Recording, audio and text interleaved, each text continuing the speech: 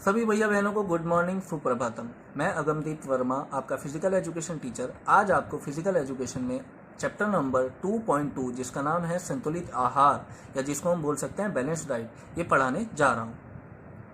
सबसे पहले हम बात करें भोजन की। हमें भोजन की आवश्यकता क्यों होती है? प्रत्येक प्रकार का कार्य करने के लिए शक्ति की आवश्यकता होती है। यह शक्ति भोजन के द्वारा ही उत्पन्न होती है। देखिए, हमें कोई भी काम करना है तो उसके लिए हमें एनर्जी, ताकत चाहिए, और ये ताकत हमारी बॉडी में कहाँ से आती है? हमारी डाइट से, हमारे भोजन से। भोजन के द्वारा हमारे शरीर का तापमान ठीक रहता है। शरीर के विकास के लिए महत्वपूर्ण तत्व भी हमें भोजन से ही प्राप्त होते हैं। शरीर के टूटे हुए कोष तथा तंतुओं की मरम्मत भोजन ही करता है। देखिए, हमारे लिए भोजन बहुत जरूरी है। हम पूरे दिन काम करते हैं, हमारी एक्टिविटीज़ होती हैं, तो उसकी रिकवरी कहाँ से होगी? जब हम डाइट लेंगे। डाइट से ही हमारे शरीर में एनर्जी आएगी, पावर आएगी। भोजन के तत्व।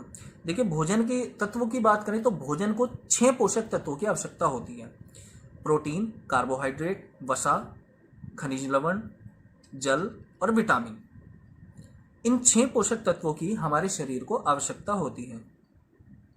तो सबसे पहले हम बात करें प्रोटीन की। हमारे स्वास्थ्य के लिए प्रोटीन अत्यधिक महत्वपूर्ण है। इसका निर्माण कार्बन, हाइड्रोजन, ऑक्सीजन, नाइट्रोजन तथा गंधक और फास्फोरस आदि तत्वों से होता है। यह वनस्पति जगत तथा जंतु जगत दोनों से प्राप्त होता है। प्रोटीन का महत्व।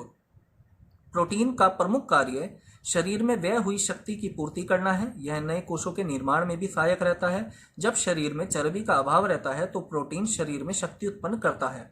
आवश्यकता पड़ने पर प्रोटीन चर्बी के रूप में बदल जाता है। प्रोटीन शरीर के अंदर पाचक रस, खमीरों तथा प्रणाली विहीन गिल्टियों के रूप में उत्पादन करता है। स्रोत। प्रोटीन किन किन चीजों में पाया जाता है? दूध, पनीर, मछली, दाल, अंडा, दही, मटर, लोबिया, सेम, गाजर, शलजम एवं हरी सब्जियों में ये प्रचुर मात्रा में पाया जाता है, अतः हमें इनका उपयोग करना चाहिए। इसके बाद आता है कार्बोहाइड्रेट्स। इसका निर्माण कार्बन, हाइड्रोजन व ऑक्सीजन के मिश्रण से होता है। इसके अंदर शक्कर तथा श्वेतसार सम्मिलित होते हैं। कार्बोहाइड्रेट हमारे शरीर में शक्ति तथा गर्मी उत्पन्न करता है। जो व्यक्ति अत्यधिक शारीरिक परिश्रम करते हैं उनके लिए यह अत्यंत लाभदायक होता है। अब ये किन किन चीजों में पाया जाता है? इसके स्रोत क्या हैं? यह चावल, गेहूं, मक्का, जौ, आलू, शकरकंद आदि पदार्थों में पाया जाता है। इसके बाद बात करें वसा की। वसा का निर्माण भी कार्बोहाइड्रेट के समान कार्बन, हाइड्रोजन तथा ऑक्सीजन नामक 3 तत्वों से हुआ है। इनकी प्राप्ति शाकाहारी तथा मांसाहारी दोनों प्रकार के भोजन से होती है। स्रोत। मक्खन, घी, बादाम, सूखे फल तथा वनस्पति तेल वसा प्राप्त करने के प्रमुख स्रोत हैं। इन पदार्थों का अत्यधिक सेवन करने से शरीर में स्थूलता आ जाती है। देखिए, वसा की अधिकता। देखिए, वैसे तो अधिकता हर चीज की बुरी है, लेकिन वसा की अगर हम अधिकता करेंगे, यानी हम अपने डाइट में मक्खन, घी, बादाम, ड्राई फ्रूट्स और डालडा तेल ये ज़्यादा रखेंगे, डालडा घी सॉरी, तो हमारे शरीर में स्थूलता यानी मोटापा आ जाता है। तो इसको हमें ज़्यादा नहीं लेना है, जितनी नीड है उतनी ही हमें लेना चाहिए। खनिज लवण। हमारे शरीर के लिए खनिज लवण का अत्यधिक महत्व है। Sodium chloride, soda, phosphate, magnesium, तांबा आदि शरीर के लिए आवश्यक लवण है। इनका महत्व मांसपेशियों व स्नायुओं की कार्य करने की शक्ति को बनाए रखते हैं। हमारे शरीर की अस्थियों तथा दांतों के निर्माण में खनिज पदार्थ अत्यंत सहायक होते हैं। इनके द्वारा शरीर के सभी अंग ठीक ढंग से कार्य करते हैं।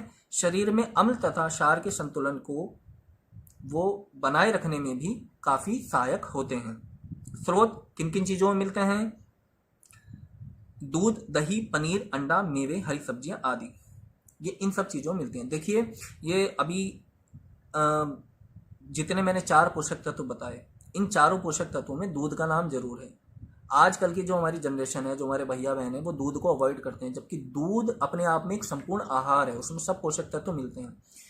तो आप इस चैप्टर को पढ़ के भी समझेंगे, अगर आपने इसको गहराई से पढ़ा, कि दूध हमारे लिए कितना जरूरी है। दूध में सब चीज मिलती है, इसलिए दूध हमें जरूर लेना चाहिए। इसके बाद बात करें जल। हमारे शरीर के अंदर लगभग 70% जल है। भोजन को गलाने तथा उसको पचाने में जल अत्यंत सहायक होता है।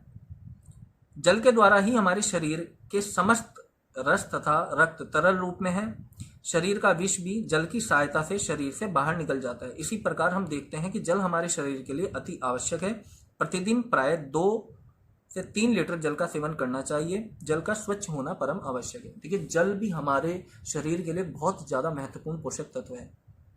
और आजकल देखते हैं बच्चे अवॉइड करते हैं, पानी का ध्यान नहीं रखते, टाइम से पानी नहीं पीते। पानी पीना हमारे लिए बहुत आवश्यक, क्योंकि अगर हमारे भोजन को कोई डाइजेस्ट करने में सबसे ज़्यादा हेल्पफुल होता है तो वो जल होता है। और जल के द्वारा ही हमारे शरीर के अंदर से जो विषैले जो तत्व होते हैं वो सब बाहर निकलते हैं। तो जल हमारे लिए एक बहुत महत्वपूर्ण पोषक तत्व है। इसके बाद बात करें विटामिन।